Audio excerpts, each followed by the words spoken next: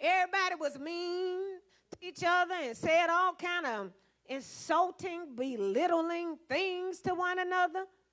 And so that's your comfortable spot. But the uncomfortable spot where it puts a demand on you to come up and be kind. Because we are talking about 1 Corinthians, even though I'm talking about a little small portion of it. But 1 Corinthians 13 says love is kind. So it puts a demand on you to be kind, to be the best version of yourself than you've ever been. And so when God starts shining the light on you and showing you things about yourself that it's time to change, I'm telling you, it's going to be a fight. But all you got to do is make up your mind, right, that I'm going to stay consistent at being kind. It don't matter who be nasty. It don't matter what they do or don't do. God, I'm going to do what you call me to do. I'm going to be kind. And so with the agape, man, it puts people before personal comfort. Esther was comfortable in that palace. Man, she had them big old spa tubs. Can y'all imagine when she stepped out the tub and she touched the floor automatically heated up. Baby, she was comfortable. But a decree had been set out to kill all of her people.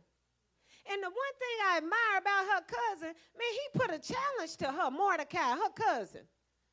He said, if you don't do it, because at first she was afraid to do it. And how many of you know that you could be afraid to do a certain thing, but if God called you to do it, you still do it afraid? Come on, God has equipped us to do. Come on, you can praise him right there. Praise him. We still got to do what God has told us to do, even being afraid. Do you not know how many times I've done things afraid, but yet God have called me to do it, whether it's be a witness, whether it's pray for somebody, whether it's get up here and preach and get up here and teach, whatever it is, whether it's to say something to somebody. God, you sure? Yes, I'm sure. So I do it anyway, and I do it afraid, and guess what? God in turn gets the glory. So he told her, he said, if you don't do it, if you don't go before the king, and she's afraid, because if the king don't call you to come before his presence and put out that golden scepter, then you could literally be put to death. But she made up in her mind. Look at your neighbor and say, make it up in your mind. Make up in your mind. Make up in your mind. Look at another neighbor and say, make up in your mind. Come on. She said that if I perish, I perish.